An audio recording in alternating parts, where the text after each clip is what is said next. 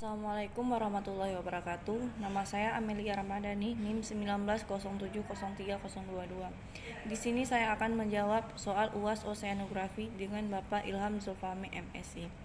Soal yang pertama, uraikan secara detail teknik budidaya alga laut. Jawabannya, alga laut merupakan suatu mata rantai dalam siklus rantai makanan di perairan karena memproduksi zat-zat organik dan mensuplai oksigen hasil akhir dari fotosintesis. Budidaya alga merupakan suatu teknik yang dilakukan untuk meningkatkan kebutuhan akan alga dapat terpenuhi sesuai dengan harapan teratur dalam jumlah maupun mutunya. Teknik untuk budidaya sendiri dapat dilakukan yaitu secara pemilihan lokasi, yaitu substrat harus sesuai alga yang dibudidayakan. Pemilihan jenis dan bibit unggul. Metode budidaya yang digunakan terbagi dua, yaitu secara sederhana dengan menebar bibit di sekitar perairan atau dengan cara membudidaya, berarti tempat harus memiliki substrat seperti batu pesisir sesuai dengan tempat pertama di perairan.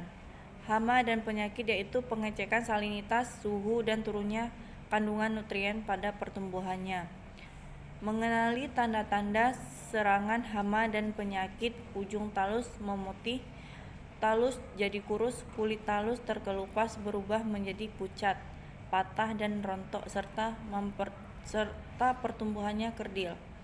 Soal yang kedua, jelaskan apakah faktor lingkungan dapat mempengaruhi pertumbuhan alga. Jawabannya dapat mempengaruhi karena pertumbuhan alga laut pada lingkungan dipengaruhi oleh beberapa faktor seperti kualitas air, suhu, kecepatan arus, gelombang, dan pH. Suhu berkisar 24 sampai 30 derajat Celcius. Salinitas 28 sampai 32 ppt. pH 7. Makroalga sangat dipengaruhi oleh kualitas lingkungan perairan baik fisika maupun kimia. Yaitu parameter lingkungan diantaranya suhu, salinitas, kecerahan, pH, oksigen terlarut, fosfat, nitrat, dan lainnya. Salinitas sangat berperan penting dalam kehidupan mikroalga. Salinitas yang terlalu tinggi atau terlalu rendah akan menyebabkan gangguan proses fisiologis. Sedangkan fosfat merupakan salah satu zat hara yang dibutuhkan dan mempunyai pengaruh terhadap pertumbuhan dan perkembangan kehidupan organisme di laut. Tinggi rendahnya kadar fosfat di suatu perairan adalah salah satu indikator untuk menentukan kesuburan suatu perairan. Sampai 9. Soal yang ketiga, apakah dampak pencemaran lingkungan terhadap reproduksi bentos laut?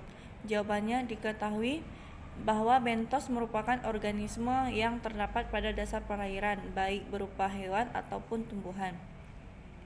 Dampak yang terjadi yaitu apabila perairan tercemar, reproduksi bentos terganggu karena bentos yang bereproduksi membutuhkan tempat yang mendukung baik untuk proses masa perkawinan hingga sampai proses perletakan telur pada substrat.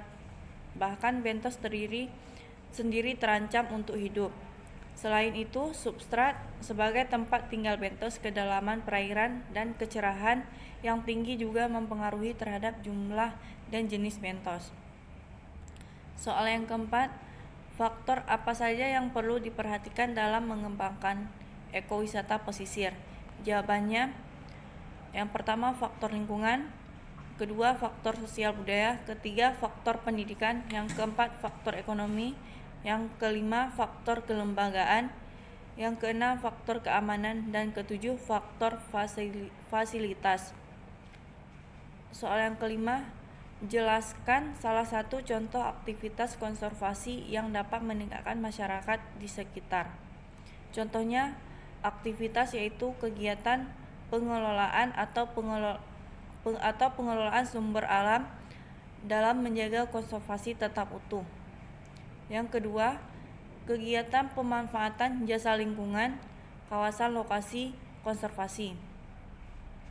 Yang ketiga, membangun kebun binatang atau taman safari yang bertempat pada lokasi aslinya. Dan yang terakhir, memanfaatkan tumbuhan alam sebagai media pembelajaran dalam mengelola pelestarian.